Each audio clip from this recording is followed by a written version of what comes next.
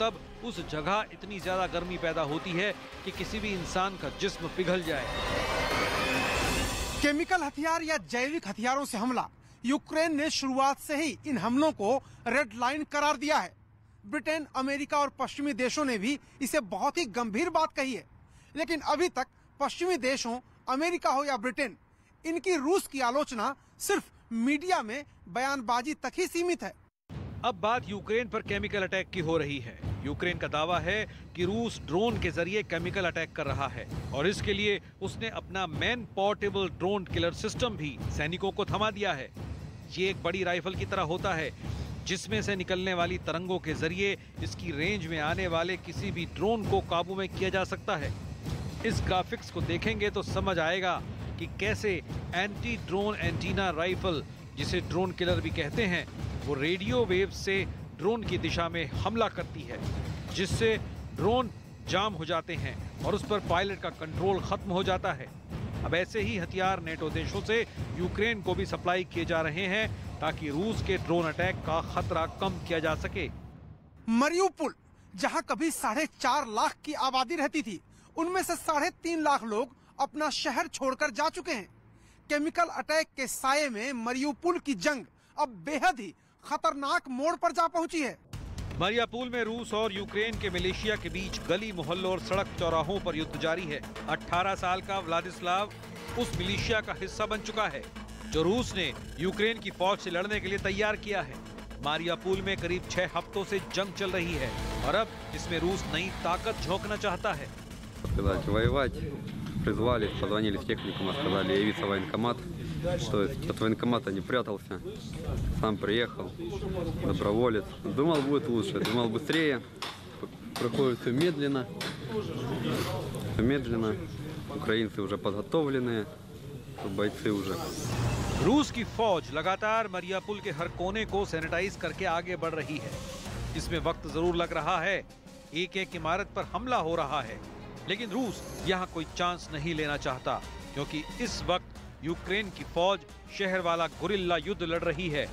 नए जनरल के लिए अब टैक्टिकल लेवल पर दखल देना भी मजबूरी बन गया है और मुमकिन है कि जनरल ड्वार्निकोव छोटे छोटे फ्रंट पर भी नए अफसरों को तैनात करें।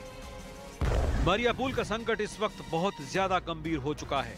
यहाँ आबादी के चारों तरफ मिसाइल हैं, बड़े बड़े धमाके हैं और वो गोलियों की बौछार हैं जो यूक्रेन और रूस की फौज के बीच बरसाई जा रही हैं। हजारों लोग मरियुपोल में मर चुके हैं, हजारों घायल हैं, लेकिन वो इतने किस्मत वाले नहीं। मरियुपोल तो नहीं, लेकिन बाकी यूक्रेन में जो लोग घायल हैं उनके इलाज के लिए नेटो मदद कर रहा है। यूक्रेन के युद्ध में जो आम लोग घायल हो रहे हैं उन्हें एयरलिफ्ट करके अब जर्मनी लाया जा रहा है। ये जर्मनी की एयरफोर्स का एयरबस A310 विमान है जो एयर एम्बुलेंस के तौर पर इस्तेमाल किया गया और यूक्रेन के 12 मरीजों को जिनकी हालत बहुत ज्यादा गंभीर थी उन्हें अब जर्मनी में ट्रीटमेंट के लिए लाया गया है। लेकिन इस युद्ध से मानवीय संकट कितना बड़ा पैदा हुआ है उसका अंदाजा लगाइए। यूक्रेन से करीब 44 लाख शरणार्थी इस वक्त यूरोप में आसपास के मुल्कों में पहुंचे हुए हैं। पोलैंड में आधे से ज्यादा 25 लाख शरणार्थी पहुंचे हैं, स्लोवाकिया में 3 लाख, हंगरी में 4 लाख, रोमानिया में 6.25 लाख, मोल्दोवा में 4 लाख, बेलारूस में 20,000 लोग पहुंचे हैं, जबकि रूस में यूक्रेन के 4.25 लाख लोग आसरा लिए हुए हैं जो डोनबास रीजन से ही भागकर वहां गए हैं। चेक गणराज्य में पहुंचे यूक्रेन के शरणार्थी कुछ नई तैयारी कर रहे हैं।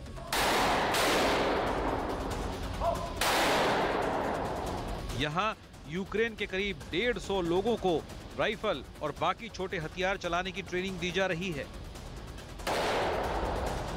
Ну так я би хотіла навчитися, то нині є шпані, не? Як я то навчусь. А буду видіти, як то. А як буду, можу вратитися на Україну, як будуть потребувати. Правильно? AK-47 हो या कोई और राइफल, उसे कैसे चलाना है, उसमें मैगजीन कैसे लोड की जानी है, कैसे सटीक निशाना लगाना है, यहाँ हर चीज की ट्रेनिंग दी जा रही है। यूक्रेन का कोई ऐसा बड़ा शहर नहीं है जहां रूस के हमले ना हो रहे हों।